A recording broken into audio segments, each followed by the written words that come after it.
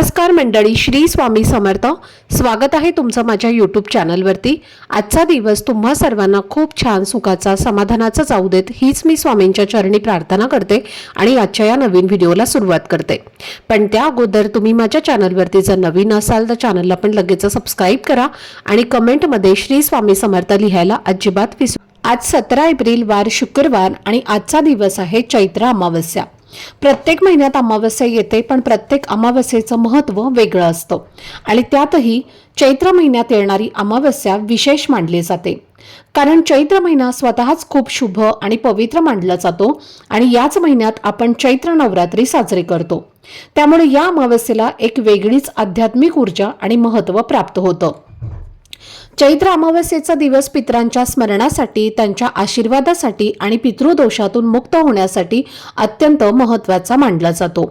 अनेक लोक दर महिन्याच्या अमावस्येला व्रत करतात, पण या व्रताची सुरुवात कुठल्याही अमावस्येपासून न करता विशेषतः चैत्र अमावस्येपासूनच केली जाते आणि मग पुढे प्रत्येक महिन्यात हे व्रत पाळलं जातं. या व्रताला वन्नही व्रत असंही म्हटलं जातं, ज्यामध्ये अग्नीची पूजा करण्याचं विशेष महत्त्व सांगितलं आहे आणि धर्मशास्त्रानुसार या दिवशी अग्निपूजन केल्याने घरातील नकारात्मकता कमी होते आणि शुभफळ मिळतं असं मानलं जातं. या दिवशी माता लक्ष्मी आणि भगवान श्री हरिविष्णू यांची पूजा देखील केली जाते, कारण हा दिवस संपत्ती, शांती आणि समृद्धी यासाठी अत्यंत फलदायी मानला जातो. ज्योतिषशास्त्रातही या दिवशी काही सोपे पण प्रभावी असे उपाय सांगितले गेले आहेत, जे मनापासून केल्यास चांगले परिणाम देतात असं मानलं जातं. आजच्या या व्हिडिओमध्ये मी तुम्हाला एक अतिशय सोपा पण प्रभावी असा उपाय सांगणार आहे. तुम्ही दिवसभर काहीही नाही केलं तरीही चालेल, पण संध्याकाळी कापुरासोबत एक छोटीशी वस्तू जाळली तरी घरातील वादविवाद, नकारात्मक ऊर्जा, नजरबाधा तसेच काही प्रमाणात वास्तुदोष आणि मानसिक तणाव कमी होण्यास मदत होऊ शकते आणि घरात सकारात्मकता वाढण्याचा अनुभव अनेकांना येतो. तर हा उपाय नेमका कोणत्या वेळेमध्ये करायचा आणि ती वस्तू कोणती आहे याबद्दलची सगळी माहिती आजच्या व्हिडिओमध्ये मी तुमच्यासोबत शेअर करणार आहे. त्यामुळे व्हिडिओ हा स्किप न करता शेवटपर्यंत नक्की पहा, जेणेकरून तुमच्यापर्यंत योग्य ती माहिती पोहोचेल. आणि तुम्ही माझ्या चॅनलवरती जर नवीन असाल तर चॅनलला पण लगेच सबस्क्राईब करा आणि बेल आयकॉनला सुद्धा प्रेस करा, म्हणजे मी जेव्हा कधीही नवीन व्हिडिओज अपलोड करेन त्याचं नोटिफिकेशन सर्वात आधी तुम्हाला मिळेल आणि तुमचा एकही व्हिडिओ हा मिस होणार नाही. तसेच हाई बटन देखील क्लिक करा. तर आजच्या या व्हिडिओमध्ये मी तुम्हाला जो उपाय सांगणार आहे तर तो अगदी सोपा आहे आणि तुम्ही तो संध्याकाळच्या वेळेमध्ये सहज करू शकता. म्हणजेच संध्याकाळी 6 वाजल्यापासून ते रात्री 12 वाजेपर्यंत तुम्ही हा उपाय कधीही करू शकता. पण शक्य असेल तर ज्या वेळेला आपण रोज देवासमोर दिवा लावतो, तुळशीपाशी दिवा लावतो, धूप अगरबत्ती लावून घरात एक शांत प्रसन्न वातावरण निर्माण करतो, अगदी त्याच वेळेत हा उपाय केला तर त्याचा चांगला परिणाम आपल्याला जाणवतो. कारण ही तिन्ही सांजेची वेळ मानली जाते आणि या वेळेमध्ये सकारात्मक ऊर्जा, दैवी शक्ती आणि शांत लहरी वातावरणामध्ये जास्त प्रमाणात सक्रिय असतात. त्यामुळे जर जमलं तर संध्याकाळी 6 ते 10 रात्री 10 वाजेपर्यंत हा उपाय करण्याचा प्रयत्न करा आणि जर ते शक्य नसेल तरी काळजी करू नका, कारण रात्री 12 वाजेपर्यंत हा उपाय केला तरी सुद्धा चालेल. अमावस्येचा दिवस हा साधा दिवस मानला जात नाही, कारण या दिवशी चंद्राचा प्रकाश नसतो आणि वातावरणात थोडासा अंधार आणि शांतता अधिक जाणवते. त्यामुळे काही लोकांच्या मते या काळात नकारात्मकता जास्त सक्रिय होते आणि म्हणूनच अनेकांना या दिवशी बेचैनी, थकवा आणि अस्वस्थता जाणवू शकते. लहान मुलं चिडचिड करतात, रडतात आणि मोठ्यांना कधी कधी अंगदुखी, डोकेदुखी किंवा थोडा मानसिक ताण जाणवतो. म्हणून अशा वेळी घरात सकारात्मक वातावरण ठेवण्यासाठी आणि मन शांत राहण्यासाठी काही साधे उपाय केले जातात. आपल्या परंपरेनुसार कापूर, धूप आणि दिवा यांना खूप महत्त्व दिलं जातं, कारण यामुळे घरात सुगंध पसरवतो आणि वातावरण स्वच्छ आणि हलकं वाटतं आणि मनाला एक वेगळीच शांतता मिळते.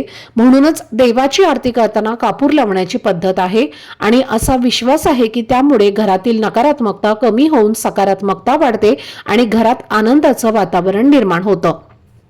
याच कारणामुळे अमावस्येच्या दिवशी कापूर जाळण्याला विशेष महत्त्व दिलं जातं आणि जर कापुरासोबत काही विशिष्ट वस्तू जाळल्या तर घरात एक प्रसन्न, हलकं आणि सकारात्मक वातावरण तयार होतं, असं अनेकांना अनुभवातून जाणवतं. त्यामुळे घरातील वाद कमी होण्यास मदत होते, मन शांत राहतं आणि कुटुंबात आपुलकी वाढते. तसेच शुक्रवार हा दिवस संपत्ती, सौंदर्य आणि सुखाशी संबंधित मानला जातो आणि त्यामुळे या दिवशी केलेले छोटे छोटे उपाय देखील मानसिक समाधान देतात. विशेषतः जर घरात सतत तणाव असेल, पैशांची अडचण जाणवत असेल, कामात मन लागत नसेल किंवा आलेला पैसा टिकत नसेल तर अशा वेळी हा उपाय करून पाहायला हरकत नाही. कारण यामुळे मनात सकारात्मक विचार येतात आणि परिस्थितीकडे पाहण्याचा दृष्टिकोन बदलायला मदत होते. लहान मुलं खूप चिडचिड करत असतील किंवा हट्टीपणा वाढला असेल तरीही घरात शांत, सुगंधी आणि प्रसन्न वातावरण तयार केल्याने त्यांच्यावर सुद्धा चांगला परिणाम दिसू शकतो. कारण वातावरणाचा आपल्या मनावर खूप परिणाम होत असतो. आपल्या परंपरेत अग्नीला खूप जास्त महत्त्व दिलं गेलं आहे. पूर्वी यज्ञ आणि होम यांना विशेष स्थान होतं आणि आजही अनेक पूजा विधींमध्ये अग्निपूजन हे केलं जातं. पण प्रत्येकाला मोठा होम किंवा यज्ञ करणं हे शक्य नसतं. म्हणूनच अशा सोप्या उपायांच्या माध्यमातून आपण त्या भावनेने छोटंसं अग्निपूजन करू शकतो आणि त्यातून मिळणारी शांतता, समाधान आणि सकारात्मक ऊर्जा आपल्या दैनंदिन आयुष्यामध्ये अनुभवू शकतो. आता हा उपाय करण्यासाठी सर्वप्रथम आपल्याला देवघरामध्ये एक दिवा लावून घ्यायचा आहे. धूपदीप अगरबत्ती लावून वातावरण हे प्रसन्न करायचं आहे. घराच्या मुख्य प्रवेशद्वारावरती सुद्धा एक दिवा लावायचा आहे.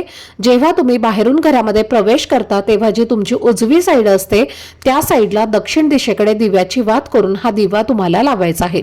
कारण या दिवशी पूर्वज हे पुन्हा पृथ्वीवरून मृत्यूलोकामध्ये जात असतात आणि त्यांच्या वाटेतील अंधार हा नाहीसा व्हावा, त्यांच्या वाटेमध्ये कुठलाही अंधार येऊ नये म्हणून हा दिवा त्यांना समर्पित म्हणून आपल्या मुख्य प्रवेशद्वाराच्या वरती लावायचा आहे.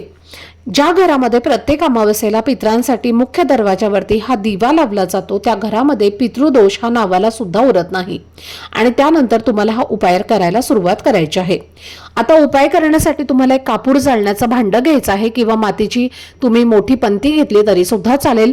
त्यामध्ये तुम्हाला सर्वप्रथम मुठभर तांदूळ ठेवायचे आहेत आणि त्या तांदळावरती 3 भीमसेनी कापराच्या वड्या ठेवायच्या आहेत. भीमसेनी कापूर तुमच्याकडे नसेल तर साधा कापूर सुद्धा तुम्ही घेऊ शकता. त्यानंतर त्या कापरासोबत तुम्हाला 3 हिरवी वेलची ठेवायच्या आहेत आणि 2 अखंड फुलाच्या लवंगा ठेवायच्या आहेत. त्यानंतर आपल्या उजव्या हातामध्ये थोडीशी पिवळी मोहरी घ्यायची आहे. पिवळी मोहरी नसेल तर काळी मोहरी घ्यायची आहे आणि चिमूटभर काळे तीळ घ्यायचे आहेत. त्यानंतर या दोन्ही वस्तू आपल्या घरामध्ये असणाऱ्या प्रत्येक व्यक्तीवरनं तुम्हाला डोक्यापासून ते खाली पायापर्यंत 7 वेळेला उतरवून घ्यायचे आहेत.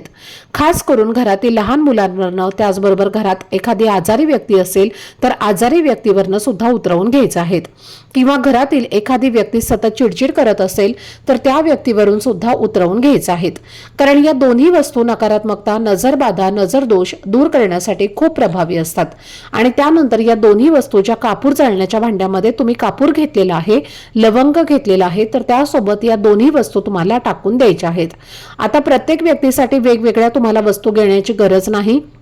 फक्त एक चिमूटभर काळे तीळ आणि पिवळी मोहरी जी आहे किंवा काळी मोहरी जी आहे तर ती घ्यायची आहे आणि तेच सर्वांवरनं तुम्हाला उतरवून घेऊन त्या मातीच्या भांड्यामध्ये किंवा कापूर जाळण्याच्या भांड्यामध्ये कापुरासोबत टाकायचा आहे.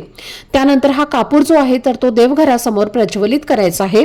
कापूर प्रज्वलित केला की त्यावरनं तुम्हाला 1 ते 2 थेंब शुद्ध गाईचं तूप टाकायचं आहे. तुपाची आहुती द्यायची आहे आणि हा उपाय करत असताना तुम्हाला श्री स्वामी समर्थ, श्री स्वामी समर्थ या मंत्राचा जप करायचा आहे. काही वेळानं ते भांडं तुमच्या देवघरासमोर उचलायचं आहे आणि त्याचा धूर हा संपूर्ण घरामध्ये फिरवायचा आहे. त्यानंतर तुमच्या मुख्य प्रवेशद्वारावरती सुद्धा हे भांडं तुम्हाला नेऊन ठेवायचं आहे. जोपर्यंत या वस्तू जळत आहे तोपर्यंत याच मंत्राचा जप करायचा आहे. पुन्हा ते भांडं उचलून आपल्या देवघरासमोर आणून ठेवायचं आहे. या भांड्यातल्या वस्तू जळून शांत झाल्यानंतर त्या तुम्हाला निर्माल्यामध्ये टाकून द्यायच्या आहेत. तर असा हा उपाय तुम्हाला आज चैत्र अमावस्येला आपल्या घरामध्ये करायचाच आहे. ही वर्षातली पहिलीच अमावस्या आहे, म्हणजे मराठी नववर्षाची ही पहिलीच अमावस्या आहे आणि वर्षभर आपलं घर बाधामुक्त राहावं, आपल्या घरामध्ये सुख, शांती, समृद्धी टिकावी किंवा आपल्या कुटुंबावर कोणतंही वाईट संकट येऊ नये यासाठी आपल्याला हा उपाय जो आहे तर तो आज करायचा आहे.